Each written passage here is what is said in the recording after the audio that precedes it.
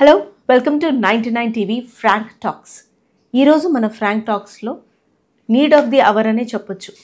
ఎందుకంటే ఒక ఇల్లు బాగుండాలంటే ఆ ఇంటి పెద్దవాళ్ళు ఎంత బాగుండడం ముఖ్యమో ఆ ఇంట్లో పిల్లలు కూడా అంతే బాగుండటం, అంతే సేఫ్గా ఉండటం, ఇవాల్టి కండిషన్లో మెంటలీ ఫిజికలీ అంతే హెల్దీగా ఉండడం కూడా అంతే important. So today I have with me ఇన్స్టాగ్రామ్లో ఆయన రీల్స్ తోటి అసలు మామూలు పాపులర్ కాదు మీరు, ప్రదీప్ రాథోడ్ గారు, డాక్టర్ ప్రదీప్ రాథోడ్ గారు. నాకు విక్రమ్ సింగ్ రాథోడ్ అని చెప్పినట్టుగా ఉంది. అదే ప్రదీప్ రాథోడ్ గారు పీడియాట్రిషియన్. మోర్ దెన్ 15 years నుంచి పిల్లల వెల్బీయింగ్ అండ్ హెల్త్, యంగ్ మదర్స్కి అందరికీ మీరు ఒక సపోర్ట్ సిస్టమ్ లాగా ఉన్నారు. అదే చెప్పొచ్చు. ఎందుకంటే జస్ట్ ఏదో పిల్లల్ని కన్నావా పెంచేసావా అని కాకుండా ఈ ప్రాసెస్ అనేది చాలా important. So you specialize in neonatal care. మీకు సపరేట్గా మీ స్పేస్ అంటూ ఉంది కుక్కట్పల్లి KPHP దగ్గర నియో కేర్ అని చెప్పేసి, and neonatal well baby care. Yes, well baby care. I need to understand that ఇదేంటి అని.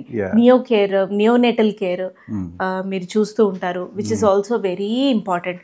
పుట్టగానే ఏడవలేదని, మెకోనియం మింగారని, 2 సార్లు ఖాళీగా ఉండి పేగు చుట్టుకున్నారని, ఆ చిన్న ప్రాణాల ఆ నిమిషం అనేది ఫ్రాక్షన్ ఆఫ్ సెకండ్ అనేది చాలా important. So you take care of that. You have been taking care of that, which is wonderful job sir. As a mother my salute to you. Thank you so much. So Pradeep garu, మీ గురించి చెప్తూ మనం చెప్పుకుంటూ ఉందాం. But first అయితే మిమ్మల్ని చూడగానే నాకు ఈ హ్యాండ్ ఫుట్ మౌత్ డిసీజ్ గురించి తెలుసుకోవాలని ఉంది. ఇప్పుడు నీడ్ ఆఫ్ ది అవర్ అది ఏంటి సార్? ఇది ఎందుకు ఇది? సో హ్యాండ్ ఫుట్ మౌత్ అనేది ఒక కాక్సాకీ వైరస్ ద్వారా స్ప్రెడ్ అవుతుంది. కావాసాకియా? Coxsackie. So Coxsackie what is it sir? అంటే మనకి యూజువల్గా దగ్గు జలుబు వస్తుంది కదా, సో అవన్నీ వైరస్ వల్ల వస్తుంది అనమాట. సో చాలా ఉంటాయి, Adreno virus, influenza virus, rhino virus అని చెప్పి. సో ఇలానే కాక్సాకీ వైరస్ అని ఒకటి ఉంటుంది. అది కూడా మన థ్రోట్లోనే ఉంటుంది, ఒకరి నుంచి ఒకరికి స్ప్రెడ్ అవుతుంది. ఎలా మనం దగ్గితే ఆ దగ్గులో మనము డ్రాప్లెట్స్ యూజ్ వదులుతాం కదా, ఆ డ్రాప్లెట్స్ ఇప్పుడు వర్షాకాలం కాబట్టి చాలాసేపు గాల్లో ఉంటాయి. సో గాల్లో ఉన్నప్పుడు అది వేరే వాళ్ళు పీల్చుకున్నాం, లేకపోతే మనం దగ్గి మన చేయి ఒక సర్ఫేస్ మీద పెట్టి వాళ్ళు వచ్చి దాన్ని టచ్ చేసినా కానీ, ఓకే, స్కూల్స్లోనేమో వాళ్ళ హ్యాండ్స్ టచ్ చేసుకున్నా కానీ, హ్యాండ్ వాష్ చేసుకోకుండా తిన్నా కానీ అలా స్ప్రెడ్ అవుతుంది అనమాట. సో ఈ వైరస్ స్ప్రెడ్ అయ్యేది through droplets, through touch, through surfaces. Same అప్పట్లో కోవిడ్ ఎలా స్ప్రెడ్ అయ్యేదో ఇది కూడా అలానే స్ప్రెడ్ అవుతుంది. ఫుట్ అంటే మరి హ్యాండ్, ఫుట్, మౌత్. అయితే ఆ వైరస్ ఫస్ట్ వెళ్ళి గొంతులో కూర్చుంటుంది. గొంతులో కూర్చొని చిన్న చిన్న డాట్స్ లాగా ఫామ్ చేస్తుంది. దాన్ని హెర్పాంజినా అంటారు. ఓకే, ఒక పిల్లోడు ఇంటికి వచ్చి అమ్మ నాకు బాగా గొంతులో నొప్పి వస్తుంది అని చెప్పి మదర్ నాకు ఫోన్ చేసింది అనుకోండి, ఈ కాలంలో నేను ఫస్ట్ వాళ్ళకి ఏం చెప్పేదంటే థ్రోట్లో లైట్ వేసి చూడండి అని చెప్తాను. సో లైట్ వేస్తే థ్రోట్లో రెడ్ కలర్ బ్లిస్టర్స్ కనిపిస్తాయి ఇక్కడ ఈ పార్ట్లో. దాన్ని ప్యాలెట్ అంటారు కదా, సాఫ్ట్ ప్యాలెట్. దాన్ని ఏమన్నా అడినాయిడ్స్ అంటారా సార్? అడినాయిడ్స్ అంటే మన వాల్కి సైడ్స్లో ఉంటాయి. అడినాయిడ్స్ అంటే ముక్కులో వెనకాలకు ఉంటాయి. టాన్సిల్స్ అంటే ఇక్కడ గొంతులో సైడ్కి ఉంటాయి. సో అవి టాన్సిల్స్ అండ్ అడినాయిడ్స్. కానీ ఇదేంటి, సాఫ్ట్ ప్యాలెట్ మీద రెడ్ కలర్ స్పాట్స్ లాగా ఫామ్ అవుతుంది అనమాట. సో దాన్ని బ్లిస్టర్స్ అంటారు. సో ఈ బ్లిస్టర్స్ ఎలా కనిపిస్తాయి అంటే కోపంగా ఎర్రగా ఉంటాయి అనమాట. సో మల్టిపుల్ ఉంటాయి. అండ్ అలాంగ్ విత్ దట్ ఈ జింజివా పక్కన కూడా, పళ్ళ పక్కన కూడా ఉంటాయి అనమాట. సో అవి ఎంత పెయిన్ఫుల్ ఉంటాయి అంటే గుటకేయడానికి కూడా పెయిన్ఫుల్గా ఉంటుంది. సో అందుకని చాలామంది చిన్న బేబీస్కి వచ్చింది అనుకోండి సొల్లుగా అరుస్తుంటారు. పెద్ద పిల్లలేమో బాగా సిక్గా ఉండి వాటర్ తీసుకోకుండా ఈవెన్ ఫుడ్ కూడా రిజెక్ట్ చేస్తారు. ఇది ఫస్ట్ స్టేజ్, హెర్పాంజినా. సో వాళ్ళ ఫ్యామిలీలోనే ఇంకో వైరస్ ఉంటుంది, కాక్సాకీ ఫ్యామిలీలోనే. అదేంటంటే మొత్తం బాడీ అంతా స్ప్రెడ్ అవుతుంది. వన్స్ థ్రోట్ నుంచి వైరీమియా ఫామ్ అయ్యి బాడీ అంతా స్ప్రెడ్ అవుతుంది.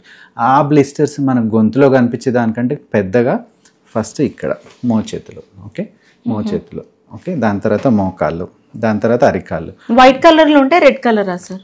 వాటర్ ఫీల్డ్ కొంచెం రెడ్ కలర్ ఉంటాయి, కొన్ని ఏమో వైట్ కలర్ ఉంటాయి. ఓకే, చాలా మంది ఏమడుతారు అంటే చికెన్ పాక్స్ వచ్చింది అంటారు. అంటే చాలా మంది ఒకవేళ గ్రాండ్ పేరెంట్స్ ఉన్నారు అనుకోండి ఇంట్లో, వాళ్ళు ఏం చెప్తారంటే వీడికి అమ్మవారు వచ్చింది, వీడిని ఎక్కడ తీసుకెళ్ళకు, ఒక చోట పెట్టే అని చెప్తారు.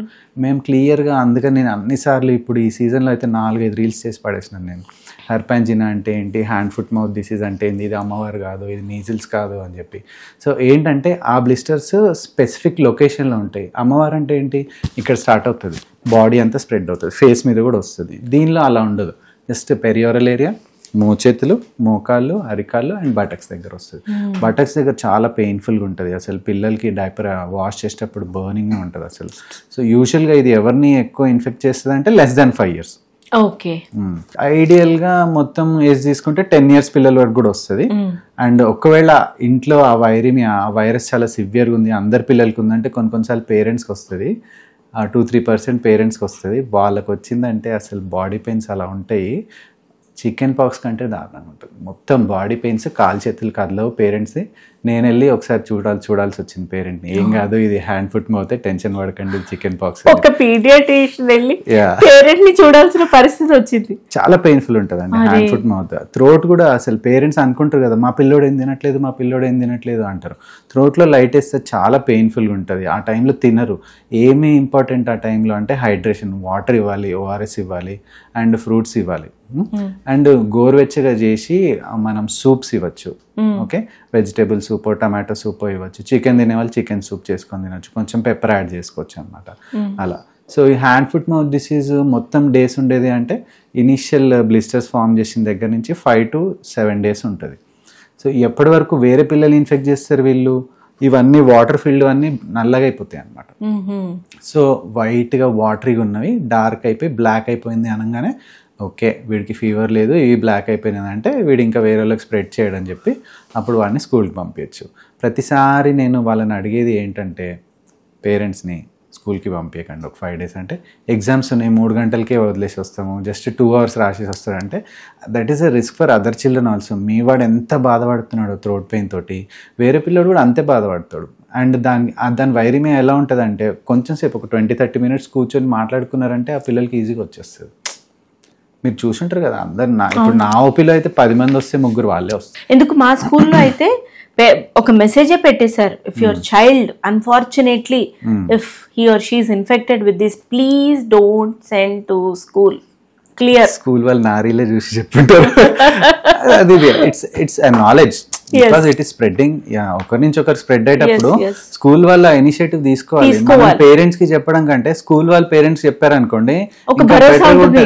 అమ్మో మానేస్తే ఎలాగా, అమ్మో 5 days సబ్జెక్ట్స్ మిస్ అవుతే ఎలాగా, అమ్మో ఈ 5 days వీళ్ళని ఇంట్లో ఎలా ఎంగేజ్ చేయాలి, ఈ క్వశ్చన్స్ అన్ని ఉంటాయి. ఇంత ఉందన్నమాట. ఎందుకు సార్ ఇమ్యూన్ పిల్లలకి అంటే అసలే తక్కువగా ఉంటుంది, కరెక్టే, ఎందుకు ఇంత డిస్టర్బ్ అవుతుంది అంటే ఈ చాలా మంది అంటారు మీరు జ్వరాలు వచ్చినప్పుడు యాంటీబయాటిక్స్ వాడతారు అందువల్ల ఇలా అంతా అంటున్నారు. ఏంటి, వాట్ డు యు సే? పుట్టగానే బేబీ ఏంటి అంటే ఒక వాళ్ళ ఇమ్యూనిటీ 0 అనుకోవాలి. మదర్ నుంచి ఏదైతే యాంటీబాడీస్ అంటే మదర్ 9 months కొంతమంది తనకి ఏమేమి ఇన్ఫెక్షన్స్ వచ్చాయో ఆ యాంటీబాడీసే బేబీకి ఇస్తుంది. ఓకే, అవి యాంటీబాడీస్. సో అవి ఎన్ని రోజులు పనిచేస్తాయి బేబీలో? 9 months పనిచేస్తాయి.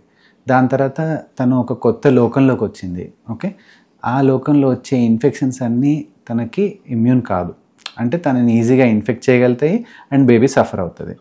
దానికి మనం ఏం చేస్తున్నాము, ఈ డిసీజ్ ఎక్కువ ఉంది, ఈ డిసీజ్ ఎక్కువ ఉంది, ఈ డిసీజ్ ఎక్కువ ఉంది ఏరియాలో అని చెప్పి వ్యాక్సిన్ కనుగొన్నాం. ఓకే, అందుకనే పుట్టంగానే పోలియో డ్రాప్స్ వేస్తాం. పోలియో ఎందుకు వేస్తాము? చాలా మందికి డీబిలిటేటింగ్ డిసీజ్ అనమాట. ఒక కాలు పడిపోవడం, ఒక కాలు వీక్ ఉండడం, వెన్నుముక్క వీక్ ఉండడం, గొంతు వీక్ ఉండడం. ఒకప్పుడు మీరు చూసుంటారు బ్రీత్ ఒక్కటే చేయగలిగేవారు, కాలు చేతులు కదిలించేవాళ్ళు కాదు పోలియోలో. ఈరోజు ఇండియాలో పోలియోనే లేదు, అంటే కొత్త బేబీస్కి ఎవరికి పోలియో రావట్లేదు. That is because of vaccination. అంటే less than 5 year చిల్డ్రన్లో ఇమ్యూనిటీ చాలా తక్కువ ఉంటుంది. అండ్ పుట్టినప్పటి నుంచి ఆ ఇమ్యూనిటీ ఎలా పెరుగుతూ వస్తుంది అంటే when they face viruses or bacteria or fungi in the environment, అవి ఫేస్ చేసి కొంచెం ఫైట్ చేసి కొంచెం ఇమ్యూనిటీ తెచ్చుకుంటారు. అదర్ దాన్ దట్ సివియర్ డిసీజెస్కి మనం వ్యాక్సిన్స్ వేస్తాం అనమాట. ఈ డిసీజ్ వల్ల వాళ్ళు సఫర్ అవుతున్నారు, చాలామంది సఫర్ అవుతున్నారు అన్నప్పుడు దానికి వ్యాక్సిన్ వేస్తాం. ఇప్పుడు ఈ హ్యాండ్ ఫుట్ మౌత్ డిసీజ్ ఉంది. నేను పీజీ చేసే టైంలో సంవత్సరానికి 2-3 చూసేవాడిని. అండ్ ఒకసారి ప్రాక్టీస్ స్టార్ట్ చేసిన తర్వాత 17లో ఆ సీజన్లో ఒక 10 మంది వస్తే చాలా ఎక్కువ. అండ్ అది గుర్తుపట్టాలంటే కొన్నిసార్లు మా సీనియర్ని కన్ఫర్మ్ చేసుకోవాల్సి వచ్చేది, సార్ ఇది హ్యాండ్ ఫుట్ మౌత్ డిసీజే కదా, అదే కదా అని చెప్పి. అవును అదే, ట్రీట్మెంట్ రాసేసే అని చెప్పేవాళ్ళు. అండ్ ఇప్పుడు ఆ వైరస్ ఎంత ప్రబలిందంటే దానికి వ్యాక్సిన్ లేదు. So it is spreading out, చాలా మందికి వస్తుంది ఇప్పుడు. సో వ్యాక్సిన్ కనుగొంటారా లేకపోతే అది సెల్ఫ్ లిమిటింగ్ డిసీజ్, దీనికి పెద్ద అవసరం లేదా అనేది కాదు, కానీ మన ప్రికాషన్స్ మనం ఫాలో కావాలి. అంటే హైడ్రేషన్ ఫాలో కావాలి.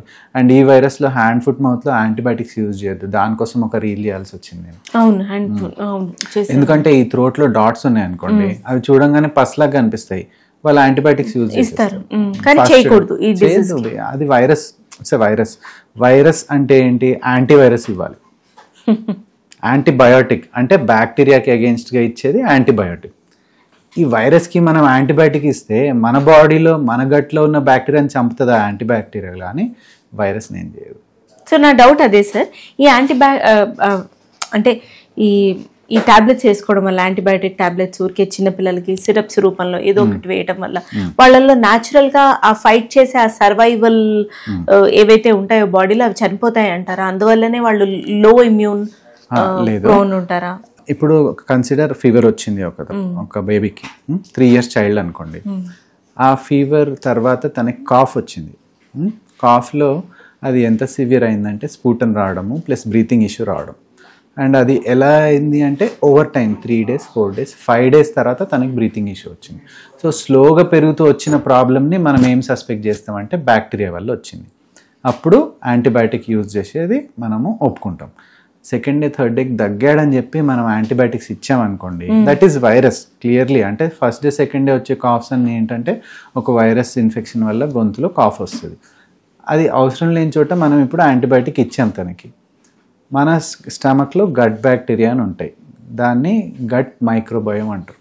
అంటే పుట్టిన తర్వాత తల్లి నుంచి వచ్చే బ్యాక్టీరియా ప్లస్ మొత్తం ఎన్విరాన్మెంట్లో ఉండే బ్యాక్టీరియా, తను తినేది తన వేలు నోట్లో పెట్టుకునే బ్యాక్టీరియా అన్నీ కూడా తన స్టమక్లో వెళ్ళి కూర్చుంటాయి. బ్యాక్టీరియాతో పాటు వైరసెస్ ఉంటాయి, ఫంగస్ ఉంటాయి, అండ్ కొన్ని వామ్స్ కూడా ఉంటాయి. మీరు వామ్స్ గురించి వినుంటారు కదా. సో అదంతా కలిపి గట్ మైక్రోబయోమ్ అంటారు.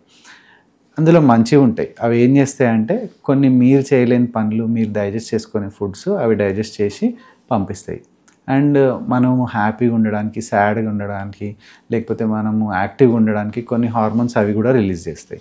సో అందుకనే దాన్ని సెకండ్ బ్రెయిన్ అంటారు.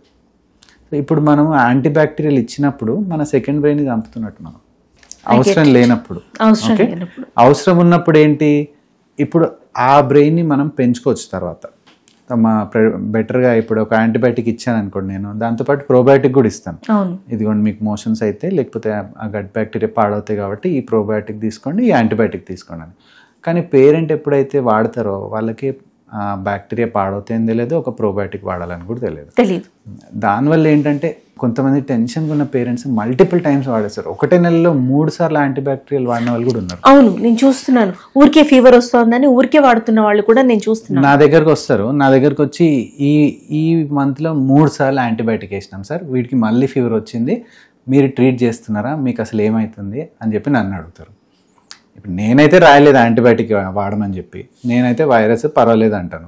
వాళ్ళు 3వ రోజుకి వాళ్ళే యాంటీబయాటిక్ వాడుకొని వస్తారు. దాని తర్వాత ఇంకో డాక్టర్ దగ్గర పోతారు, లేకపోతే ఆ లోకల్ ఆర్ఎంపీ దగ్గర పోతారు. మొత్తానికి 3 రౌండ్లు యాంటీబయాటిక్ వేస్తారు. ప్రతి ఆ ఇన్ఫెక్షన్లు 3 ఇన్ఫెక్షన్లు వైరస్లే. ఎందుకంటే 4వ రోజుకి ఫీవర్ తగ్గిపోయింది, 5వ రోజుకి ఫీవర్ తగ్గిపోయింది. వీడు 5 రోజులు హ్యాపీగా ఉన్నాడు, మళ్ళీ స్కూల్కి వెళ్ళినాడు, ఇంకో ఇన్ఫెక్షన్ అంటించుకున్నాడు, మళ్ళీ ఫీవర్ వచ్చింది. సో ఆ వైరస్ వేరే, ఈ వైరస్ వేరే. ఇప్పుడు మనం చెప్పాలంటే మనం ఇక్కడి నుంచి నడిచి స్కూల్కి వెళ్ళి వాళ్ళు తగ్గితే ఒక దగ్గర 100 వైరస్లు మనము అక్రాస్ వస్తాం అనమాట. సో ఆ 100లో కొన్ని మనకి ఇన్ఫెక్షన్ కాజ్ చేసే ఉంటాయి, కొన్ని నార్మల్ వైరస్లు, ఎన్విరాన్మెంట్లో ఉండే వైరస్. మన స్కిన్ మీద కూడా ఇప్పుడు లక్షలాది బ్యాక్టీరియాలు ఉంటాయి, ప్రతిదీ ఇన్ఫెక్షన్ వస్తుందని కాదు. సో మనం కట్ చేసుకొని గీక్కున్నాం అనుకోండి, అక్కడ బ్యాక్టీరియా వచ్చి కూర్చుందంటే బ్లడ్లోకి వెళ్తుంది. So we have a good barrier. అలానే మన స్కిన్కి, మన నోస్కి, మన థ్రోట్కి అన్నిటికీ బ్యారియర్ ఉంటుంది.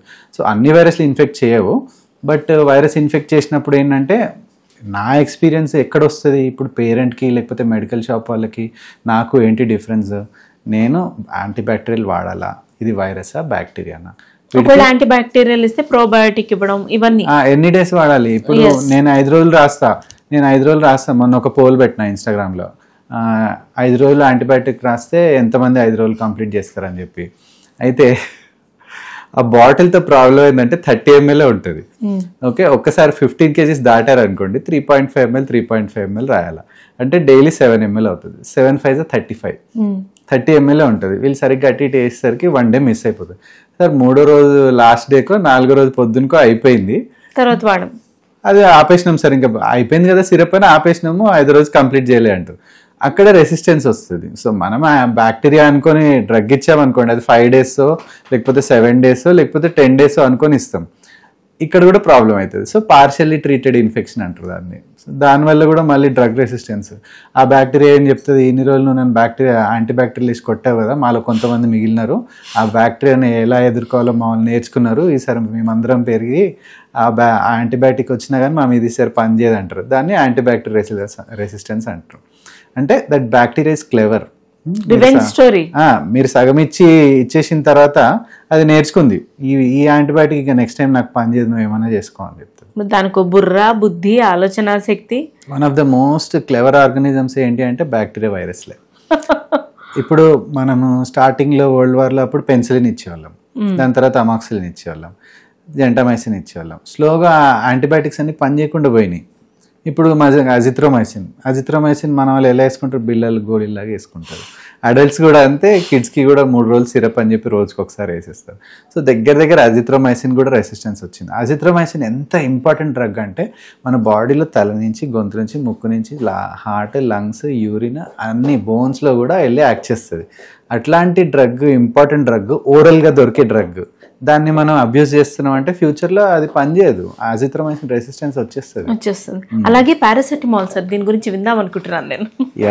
సో ఫీవర్ గురించి మాట్లాడుకుందాము. అవును, ఓకే. సో ఒక ఫీవర్, ఒక కన్సిడర్ HFMDనే అనుకోండి, హ్యాండ్ ఫుట్ మౌత్ డిసీజ్ ఒక చైల్డ్కి వచ్చింది. So he throws a fever.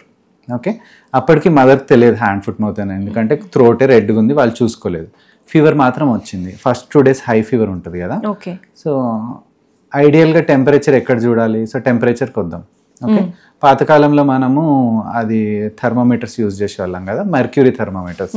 ఉందా జేబులో మెర్క్యూరీ థర్మోమీటర్స్? ఓకే, సో ఈ మెర్క్యూరీ థర్మోమీటర్స్ ఏంటంటే క్లీన్ చేసి నోట్లో పెట్టిన తర్వాత ఇవి ఒక వరకు టెంపరేచర్ చూపించి ఆగిపోతాయి. సో అది టెంపరేచర్ అనుకునే వాళ్ళం. సో ఓవర్ టైం మనము డిజిటల్ యుగంలోకి వచ్చినాం కదా, దాని తర్వాత దీంతో రిస్క్లు ఉన్నాయి. సరిగ్గా నోట్లో పెడితే సరిగ్గా లోపలికి వచ్చినాం అనుకోండి, ఇంజరీ అవుతుంది. అండ్ ఇది పగిలింది అనుకోండి, మెర్క్యూరీ పాయిజనింగ్ అవుతుంది. పగిలి మీలాంటి వాళ్ళ గోల్డ్ మీద పడింది అనుకోండి, గోల్డ్ మెర్క్యూరీ అయిపోతుంది. సో ఎవరు తీసుకోరు కూడా రిటర్న్.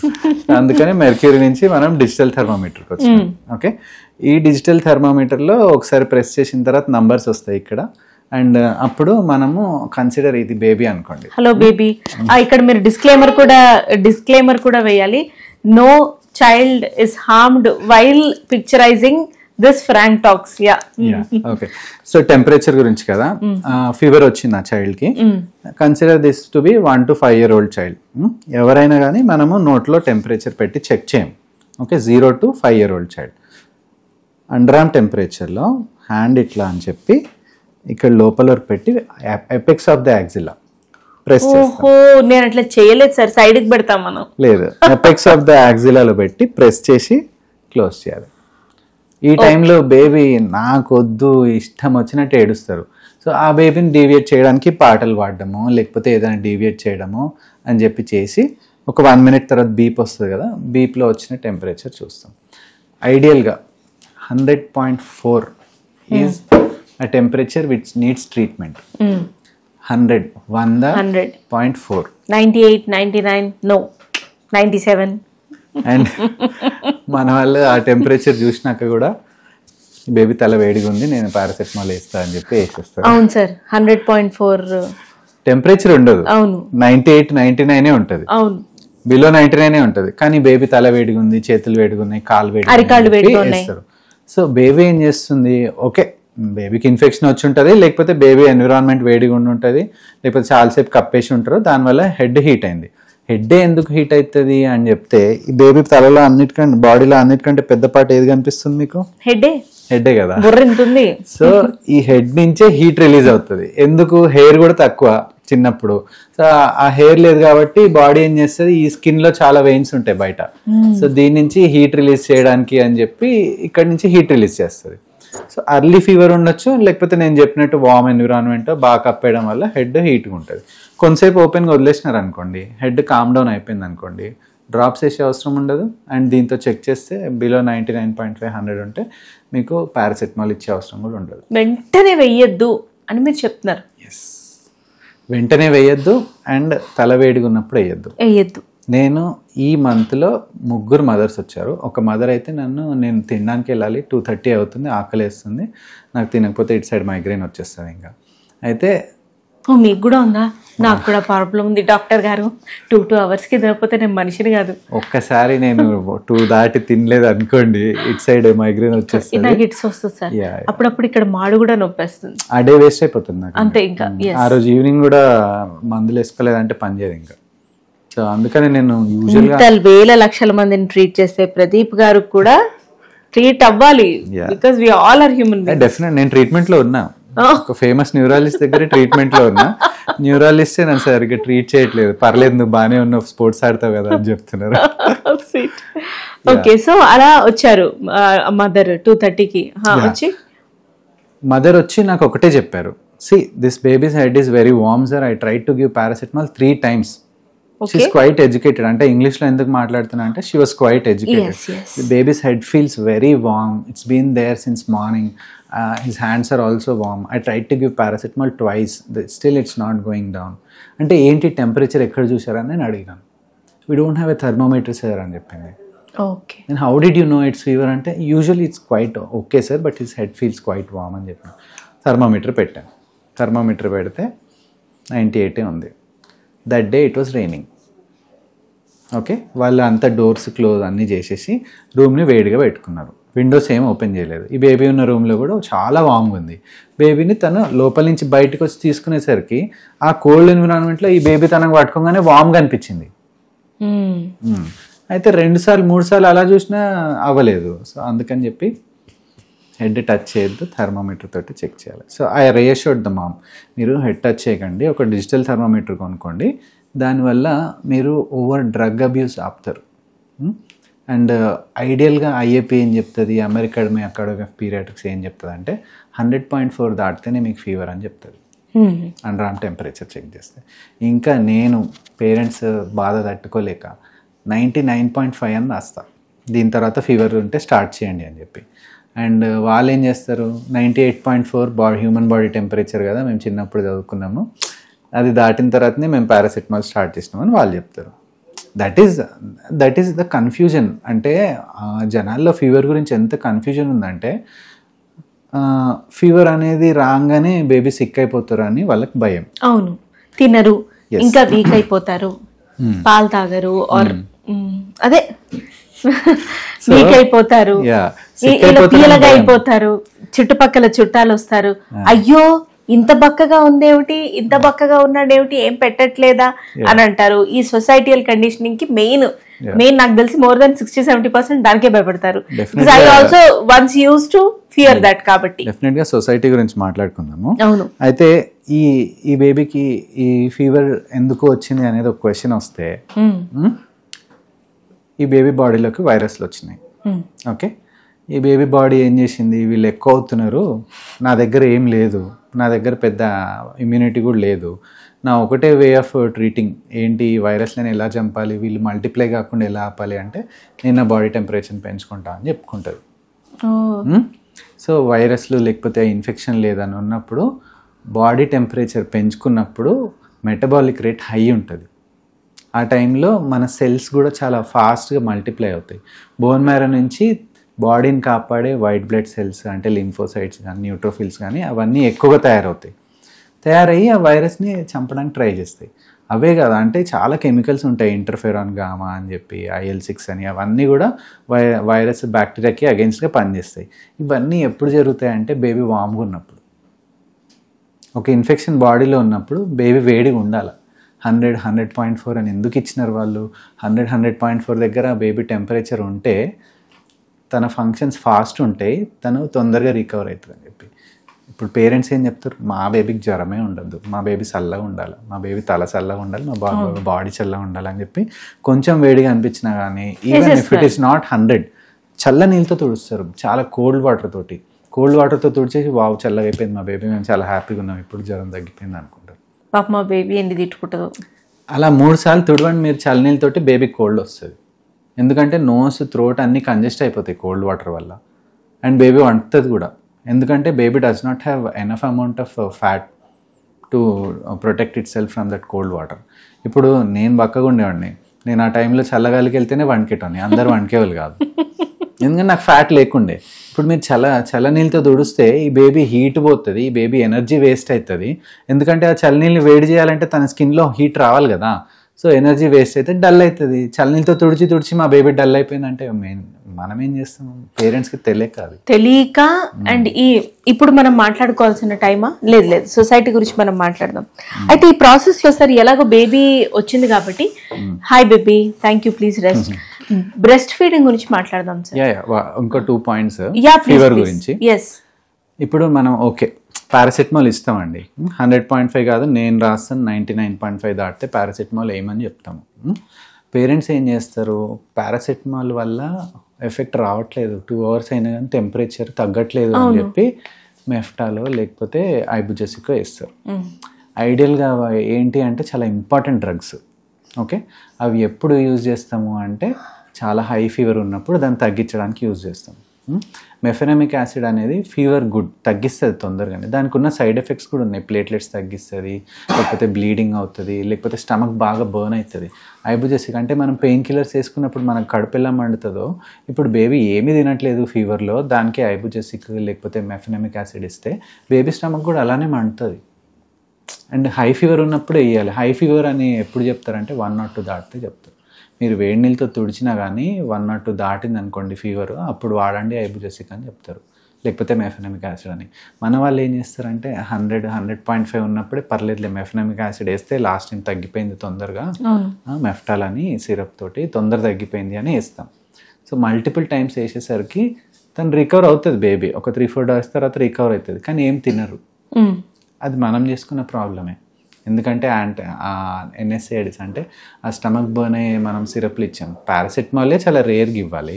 చూస్తూ టెంపరేచర్ 3 hours ఒకసారి రికార్డ్ చేసుకొని ఇవ్వాలి.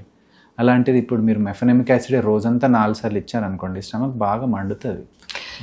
ఎందుకు అవుతుంది సార్ ఒకప్పటికి ఇప్పటికి ఆ ఓపిక లేనితనం? ఒకటి ఓపిక లేకపోవడం, ఇంకొకటి తొందరగా తగ్గాలనుకోవడం.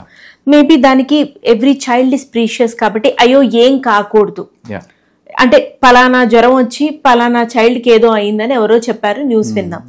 2 రోజులు మనం సరిగ్గా చూసుకోలేదు, 3వ రోజు తీసుకెళ్తే కొలాప్స్ అయిపోయింది ఇంకో బేబీ అని ఎక్కడో చూసాం. సో అది మనం బ్రెయిన్ లో పెట్టుకుని ఓకే నా చైల్డ్ కి ఇలా అవ్వద్దని అతి జాగ్రత్తగా చేస్తాం. So how to balance this varied emotions especially parents కి? ఇప్పుడు మీరు చెప్పేది కరెక్టే. సింగిల్ పేరెంట్స్, న్యూక్లియర్ ఫ్యామిలీస్ అన్ని, ఫాదర్ ఉండరు, ఆఫీస్లో ఉంటారు, బేబీకి ఫీవర్ వస్తుంది, మదర్ ఒక్కరు ఉంటారు. లేకపోతే ఇప్పుడు మదర్ ఫాదర్ ఇద్దరు వర్క్లో ఉన్నారు, గ్రాండ్ పేరెంట్ ఒక్కరే ఉన్నారు. వాళ్ళకి మనం చెప్తాము అంటే బేబీకి ఫీవర్ వచ్చిందని గ్రాండ్ పేరెంట్ టెన్షన్ పడుతున్నప్పుడు ఫీవర్ వస్తే అనేదే ఒక highest amount of tension Indian ఫ్యామిలీస్లో. ఫీవర్ వస్తే ఏమైపోతుంది అని చెప్పి. ఇప్పుడు నా దగ్గర ఫీవర్ వస్తే నేను థ్రోట్లో లైటెస్ట్ చెక్ చేసి, చెవులో లైటెస్ట్ చెక్ చేస్తాను, స్టెత్ పెడతాను, బాడీ అంతా చెక్ చేస్తాను, స్టమక్ చెక్ చేస్తాను. నాకు తెలుసు ఇటియాలజీ ఇది, వెయిట్ చేయాలని చెప్పి. వాళ్ళకి ఏంటంటే ఆ ఫస్ట్ సెకండ్ డేలో ఏ టైప్ ఆఫ్ ఫీవర్ తెలియదు, ఫీవర్ వచ్చింది దీన్ని ట్రీట్ చేస్తే చాలు అనుకుంటారు.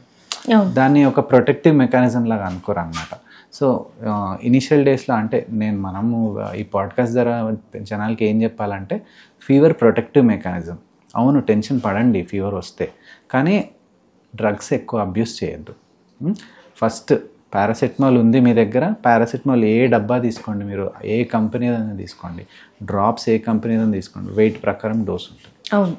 ఏ టెంపరేచర్ దగ్గర వేయాలనేదే ఇంపార్టెంట్. అండర్ ఆర్మ్ టెంపరేచర్ చూసినారు, నేను చెప్పినట్టు 99.5 దాటితేయండి. లేకపోతే మీరు ఇంకా కాన్ఫిడెంట్ పేరెంట్, మేము చాలా ఫీవర్లు చూసినాం ఇట్లాంటివి అనుకున్నారు అనుకోండి, 100.5 దాటితే కూడా వేసుకోండి. ఓకే, అండ్ దాని తర్వాత ఎంతసేపటికి తగ్గాలి? ఇప్పుడు పారాసెటమాల్ వేసినారు మీరు, దాని ఎఫెక్ట్ స్టమక్ నుంచి లివర్కి వెళ్ళాలా, లివర్ నుంచి బ్లడ్లోకి రావాలా, 2 hours పడుతుంది. మెఫ్టాల్కి ఒక 45 minutes to 1.5 hour పడుతుంది. కానీ అది మీరు చెప్పినట్టు అది చాలా ఇంపార్టెంట్ డ్రగ్, అంటే దాని కాంపోజిషనే అలా ఉంది. అది పని చేయాలంటేనే అలా మనం ఫుడ్ తినేది కూడా మన స్టమక్లోంచి డైరెక్ట్ ఎనర్జీ వచ్చేది, మన స్టమక్లోంచి వెళ్ళి లివర్కి మేము వచ్చినామో మమ్మల్ని తయారు చేయండి, మాతో పని చేయించుకోండి అంటే దాన్ని బ్రేక్ చేసి లివర్ దాని తర్వాత ఎనర్జీ ప్రొడ్యూస్ చేస్తుంది అనమాట, సెల్స్కి పంపించి. So relax, don't stress your self అని కూడా మీరు పేరెంట్స్కి చెప్తున్నారు అన్నెసెసరీలీ? ఆర్ నాకు బాగా బూతులు పడతాయి లేదండి, లేదు. కానీ that is true, that is what అంటే ఫీవర్ని మనము ఒక బూన్ లాగా అనుకోవాలి. బేబీకి కొంచెం ఫీవర్ ఉందంటే baby will come out faster అని మనం ఎప్పుడైతే అనుకున్నాం అనుకోండి, అప్పుడు బేబీ తొందరగా వస్తారు. అదే బేబీకి చాలా రోజులు ఫీవర్ ఉంది, సెకండ్ డే కూడా దాటుతుంది, డాక్టర్ దగ్గరకు రండి, నా దగ్గర రండి. 2 రోజులు ఫీవర్ ఉంది, యాడెడ్ కంప్లైంట్స్ ఉన్నాయి, స్టమక్ పెయిన్, యూరిన్ ఇన్ఫెక్షన్ అంటే యూరిన్ బర్న్, లేకపోతే థ్రోట్ పెయిన్ అంటే నా దగ్గర రండి, నేను అప్పుడు చూసి ఈ ఇటియాలజీ అంటే దీనికి యాంటీబయాటిక్స్ వాడాలి, దీనికి వాడద్దు, దీనికి మాత్రం పారాసిటమాల్ ఒకటే చాలు, దీనికి కొంచెం యాంటీ డీకంజెస్టెంట్ కూడా యాడ్ ఆన్ గా ఇస్తాను అని చెప్పి పంపిస్తాను. ఇక్కడ నేను డాక్టర్స్ రోల్ అక్కడ వస్తుంది. ఓకే, డాక్టర్స్ రోల్ వస్తుంది. ఎస్, మనం న్యూక్లియర్ ఫ్యామిలీస్ అంటున్నాం, గుడ్ ఇనఫ్. కానీ ఇంట్లో పెద్ద పేరెంట్స్ ఉన్నా కూడా వాళ్ళు డాక్టర్ దగ్గరికి వెళ్ళనివ్వరు చాలా మంది. డాక్టర్లు ఏం చేస్తారు, లేదండి నేను చూసింది రియాలిటీగా చెప్తున్నాడు. డాక్టర్లు ఏం చేస్తారు, జ్వరమే కదా, ఇదిగో ఇలా పెడితే తగ్గిపోతుంది, లేకపోతే ఏదో కషాయం తాగిస్తే తగ్గిపోతుంది, లేకపోతే కాళ్ళు ఇట్లా తుడిస్తే తగ్గిపోతుంది, లేకపోతే నువ్వు బ్రెస్ట్ ఫీడింగ్ లో ఉంటే నువ్వు ఇది పలానా తిను, దీనివల్ల పాలిస్తే ఆ పాలు తాగి బేబీకి తగ్గిపోతుంది. ఏం కాదు, మీరు అడ్డమైన తిండ్లు తింటారు, ఏం తిని ఏం పాలు ఇచ్చావు అందుకే ఉంది, అక్కర్లేదు డాక్టర్లు అని కూడా వీళ్ళు ఆపేసి వర్సన్ అయిన సిచ్యువేషన్స్ ఉన్నాయి. సో ఈ పెద్దవాళ్ళకి నన్ను అడిగితే ఒక ఎగ్జాంపుల్ చెప్తాను ప్లీజ్. కానీ ఫస్ట్ ఏంటంటే గ్రాండ్ పేరెంట్స్ ఒక బోనే మనకి, అవునా? ఓకే, ఎందుకంటే మీరిద్దరు బిజీ ఉన్నారు, బేబీని పెంచాలి, బేబీని టేక్ కేర్ తీసుకోవాలి, తినిపించాలి, వాళ్ళు చూసుకోవాలి, వాళ్ళ అడ్వైస్లు ఇస్తారు. ఇప్పుడు నాకు చాలా మంది చెప్తారు, మీకు ఆఫీస్లో 100 మంది 100 విధాలు చెప్తారు, మీరు లాస్ట్కి మీరేది కరెక్టో అదే చేస్తారు కదా. ఇప్పుడు మీ గ్రాండ్ పేరెంట్ కూడా, లేకపోతే బేబీ గ్రాండ్ పేరెంట్ కూడా చాలా చెప్తారు, లాస్ట్కి మీ మదర్ మీ గట్ ఫీలింగ్ ఏంటో మీరు అది చేయాలి. మదర్కి గట్ ఫీలింగ్ ఉండాలంటే బేబీతో కనెక్ట్ అయి ఉండాలి. అలా ఏం లేదు, ఇప్పుడు ఫీవర్ వచ్చింది, మీరు ఇంటికి వెళ్ళారు, బేబీకి బాగాలేదు, చూడంగానే తెలిసిపోతుంది మీకు బేబీ సిక్ ఆర్ నాట్ అని. మీకు రోజు ఆడుకుంటున్న బేబీ పడుకొని ఉన్నారు, కళ్ళు లోపలికి ఉన్నాయి, పొద్దునుంచి నీళ్ళు తాగలేదు, పెదాలు ఎండిపోయినాయి అంటే సంథింగ్ ఈజ్ రాంగ్ అంటే కదా. ఇప్పుడు నేను కషాయం ఇస్తా అంటే home remedies are okay, home remedies ఎప్పటి వరకు ఓకే అంటే బేబీ సిక్ అవ్వనంత వరకు మీరు ఇవ్వండి, కషాయం ఇవ్వండి, వేడి నీళ్ళు ఇవ్వండి, వామ్ వేసి నీళ్ళు ఇవ్వండి, ఇక్కడెక్కడో విక్స్ రాస్తారు, రాయండి, ముక్కుకు రాయొద్దు, తలకు రాయొద్దు, కళ్ళకి రాయొద్దు, ముక్కుకి రాసి I want to use this word. మా మదర్ కూడా లైక్ 3 generations అంటే 40 when she was in 40s I was born అనమాట. ఇంత లప్పెడు విస్క్స్ రాసుకొని పూసిలా పెట్టేది, నేను ఏదో భూమి మీద నూకలు ఉన్నాయి కాబట్టి బతికిపోయాను. జస్ట్ 4-5 days కింద విక్స్ ప్లస్ క్యాంఫర్ రాసుకొని వచ్చారు, సీజర్ వచ్చింది, ఫిట్స్ వస్తుంది. వాళ్ళు విక్స్ తో పాటు కర్పూరం కూడా కలుపుతారు. అవును, అలా రాయొద్దు. వాళ్ళు కట్టే పొడి ఉంటది కదా, దానిలో గార్లిక్ వేసి కొంచెం విక్స్ కలిపి దానిలో క్యాంఫర్ వేస్తారు. క్యాంఫర్ కరెక్ట్ ముక్కు దగ్గరికి బై మిస్టేక్ ఆ పొడి వెళ్ళిపోయింది అనుకోండి, ముక్కు దగ్గరికి సీజర్ వస్తుంది. గార్లిక్ కడతారు చాలా మంది, గార్లిక్ కడితే ఇట్స్ ఫైన్, గార్లిక్ అది పని చేస్తుందా చేయదా పట్టించుకోవద్దు, తెలివి ఇంకా దానిలో కడతారు క్లాత్ లో. ఇప్పుడు గార్లిక్ స్ట్రైట్ గా స్కిన్ కి టచ్ అయింది అనుకోండి, స్కిన్ ర్యాష్ వస్తుంది, స్కిన్ డ్యామేజ్ అవుతుంది. So don't be aware while using these kind of remedies. కూడా హోమ్ రెమెడీస్ మనకు డ్యామేజ్ అవునంత వరకు, బేబీస్ నాట్ సిక్, మీరు ఏమైనా ఎక్స్పెరిమెంట్ చేసుకోండి, కానీ బేబీకి డ్యామేజ్ అవ్వద్దు. అది ఎగ్జాక్ట్లీ మినిమల్లో చేయాలి.